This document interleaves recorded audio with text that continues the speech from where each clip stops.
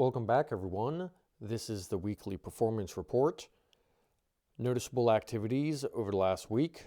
I bought some more KASPI, ticker symbol KSPI.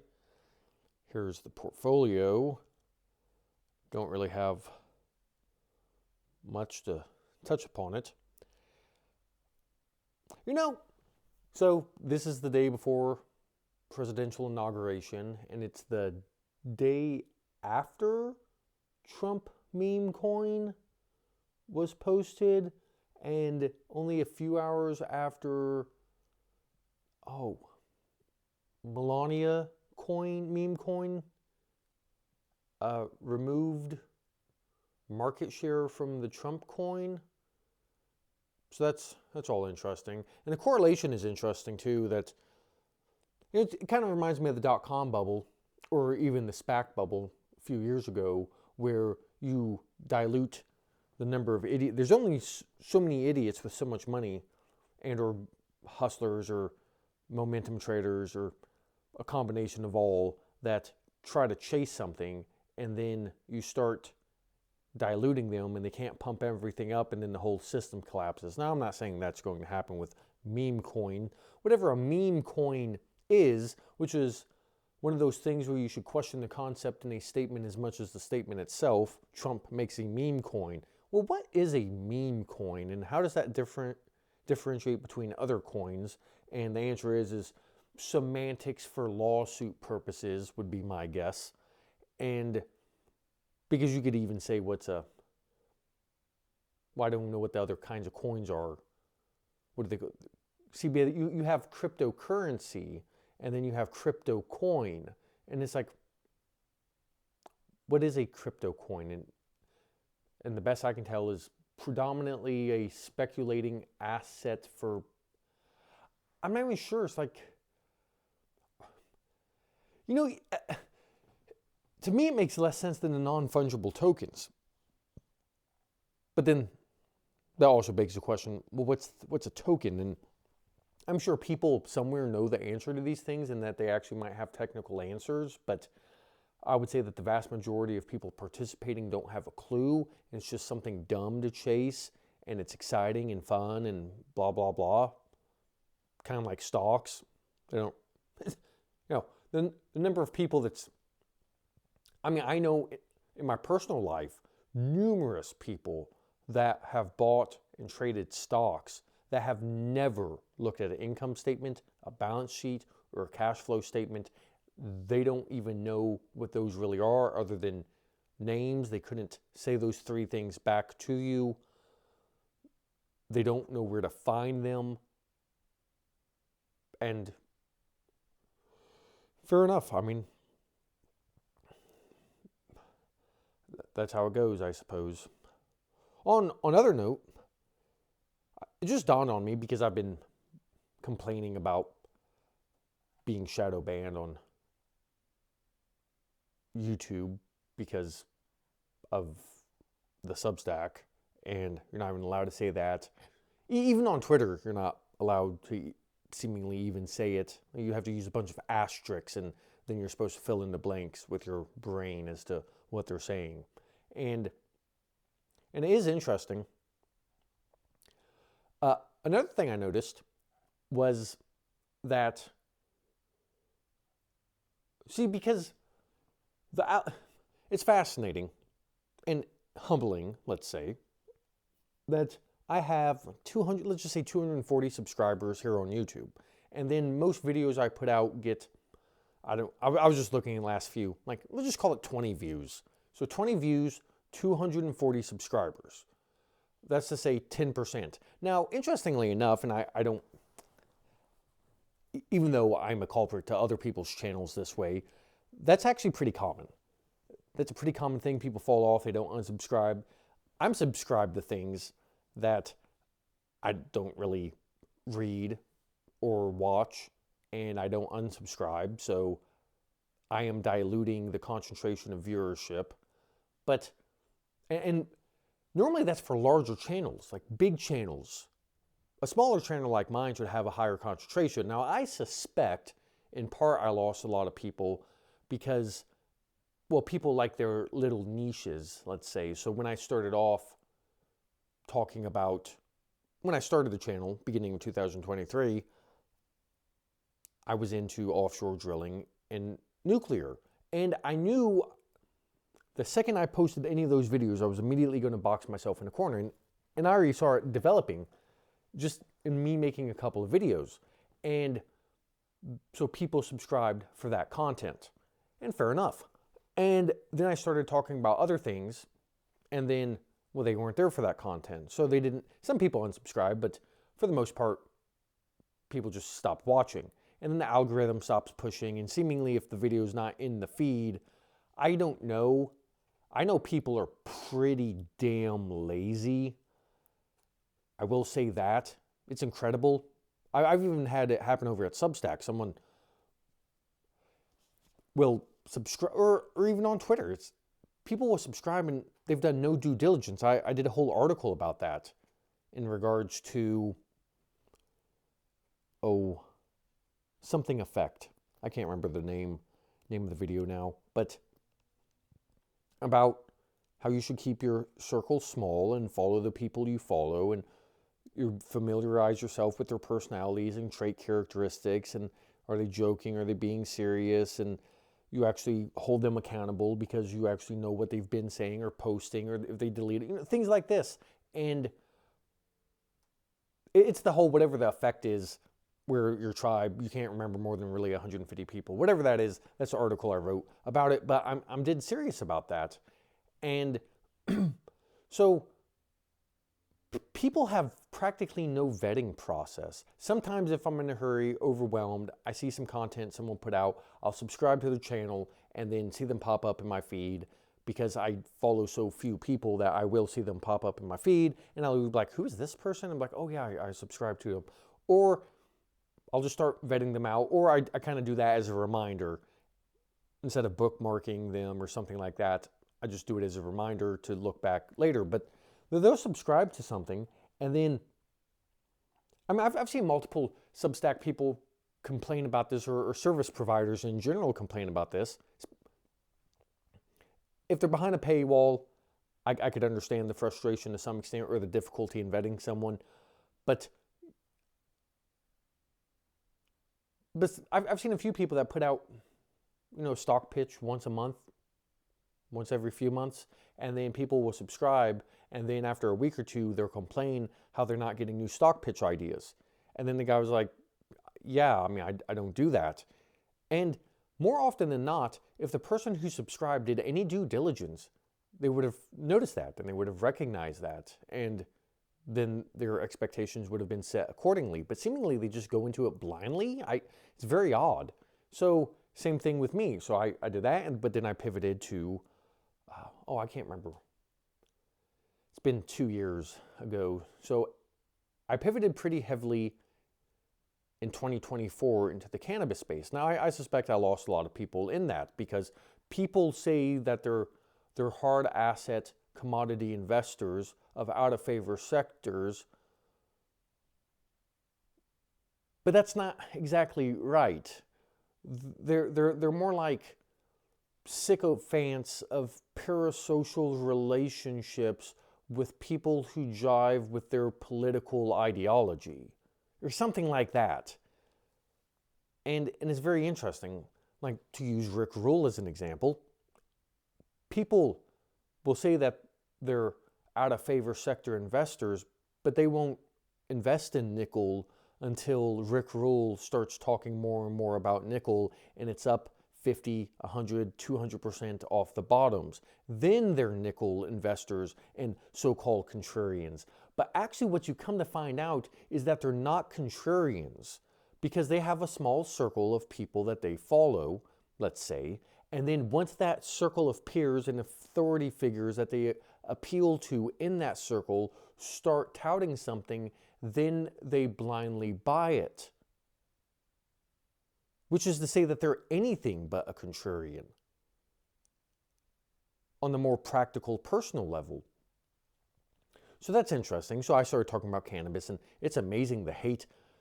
Rick Rule says he loves hate, and then people's like, yeah, I love hate too. And then it's like, okay, man, everybody's hating the candidate. Now you could say, well, it's just not investable, and fair enough. But I've not, in aggregate, you could say that. But I mean, I've put a case forth as to at least why some individual names at least are worth not immediately dismissing, and yet they just can't get any love from the contrarian, practically any love from the contrarian crowd, which is quite interesting. I remember, same thing, office REITs. Nope, no one can do office REITs. And then a few authority figures start talking about office REITs. They start bouncing off the lows. Things like that start occurring. And then you see these little people that are contrarians pop out the woodwork and talk about that's the contrarian play. And it's adorable. It's also pathetic and sad and embarrassing. And it's a lot of things, actually. Nonetheless. So that's where I'm at with things. But, where I started this tangent 10 or 15 minutes ago, it is interesting that with a small channel like this that you think you'd have a more, let's call it, loyal audience to. That's how I went down this tangent. And then I pivoted on topics insofar that I follow, like it was uranium, offshore oil, gold, coal stock a little bit temporarily, and things like that, and then following. And I mean, I know exactly, like, people love their old economy, hard asset. There's a whole community. If I wanted to monetize to the best of my ability or get the most viewers to the best of my ability that resonates with my personality, I would start talking about emerging market, old economy, hard asset type names. Oh boy, my subscriber count would go up. Just talk a little Braskem or Sasol or Sabanier. Oh boy, the crowd would go crazy. Some small cap refining stock. Oh boy, howdy. People just, well, I won't say that over the internet. But it's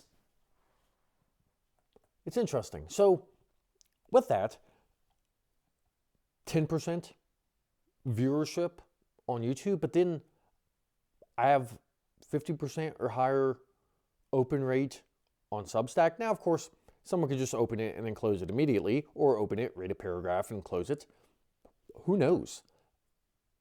I suspect there's analytics for that, and I don't care enough. I will say that it's amazing. Like, I put hyperlinks into stuff, and then it's amazing how little the hyperlinks actually get clicked on. And, well, that just shows the degree of, I mean, most people, the vast majority of people really aren't serious about things. So that's fine.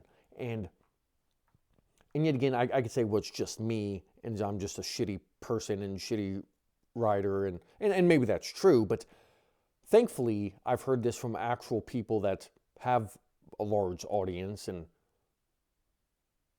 are popular in the space, and they talk about it too. They're like, man, they can write something bashing something, they get a lot more views. They talk about how, their active participation rate among viewers is tiny and this and that. And it's like, oh, okay, well, actually my stats line up pretty well with theirs. There's some authors that I know that are really good authors.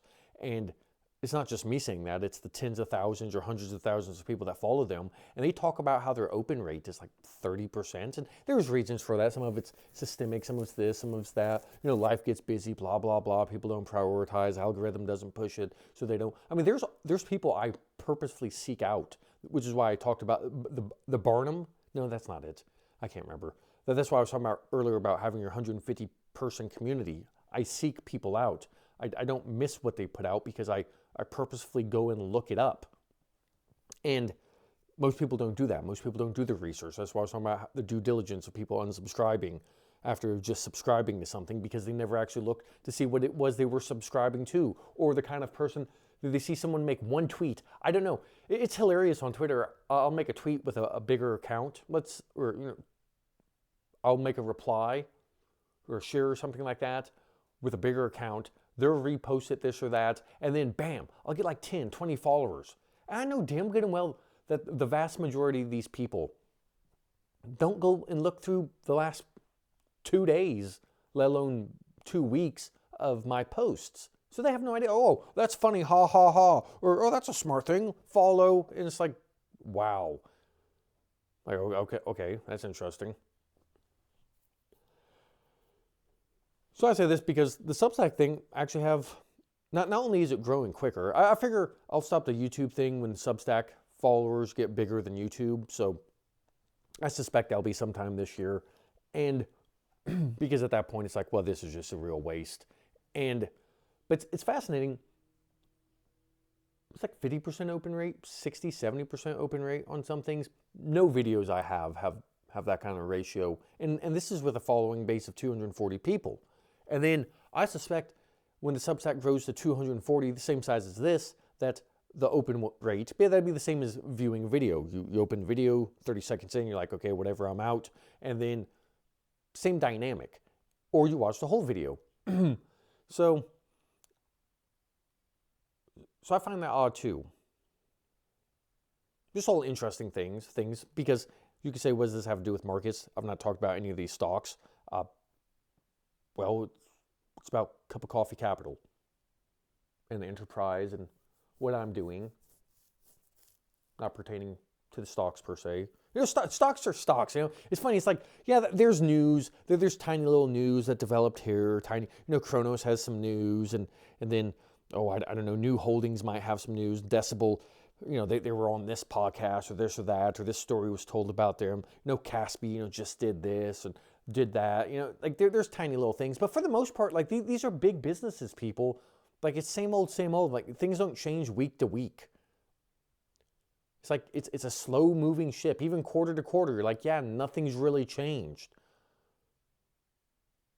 But yet again, that's another way to get more followings and accounts is to post the same stuff about the same stock over and over again in a slightly different worded fashion. But that's just not my style. So I thought I'd go on the tangent that I went on today about, because I'm sure somebody watching this, listening to this, might think to themselves, hey, maybe I want to start a YouTube channel, or I want to start a this or that. And then, well, there's real dynamics at play that are worth knowing about perhaps beforehand, so that way you don't get too discouraged, or you can muster through it, or you know how to navigate. Like I've offered multiple solutions to things of how to grow the channel, and I don't do any of them. Like I've just said, talk more about old economy, hard assets, and emerging marketplace. Well, I'm pursuing other things. 40% of my portfolio is in cannabis. You probably should know that or be aware of it well enough, being that half the articles I've published in the last year are probably about that topic. I've done multiple stock write-ups on that topic. So it kind of only makes sense that maybe I talk about that disproportionately to other things, especially when I'm trying to get myself and other people up to speed on the topic and from an alternative perspective. So nonetheless, we'll see what this year brings and what I might be talking about more. For instance, those paying attention might notice I'm seemingly more and more involved into banks, even though Northeast Bank and VersaBank, I don't know, VersaBank's play on buy now, pay later and international expansion, because that always works out for a stock. Look at L for Celsius. When they go international, you think they would grow, but seemingly there's just hiccups and developmental issues that hurt the stock for quarters when you think the stock would be exploding higher due to the market share, but seemingly that's never how that works. But I got New Holdings, I got Caspi, VersaBank, and then Northeast Bank, and that's 10% of my portfolio. But I really haven't talked about banks since the whole banking fiasco of March 2023. So maybe I'll be talking more about banks this year. I don't know. Don't know. All right, with that said, thank you for watching, and until next time.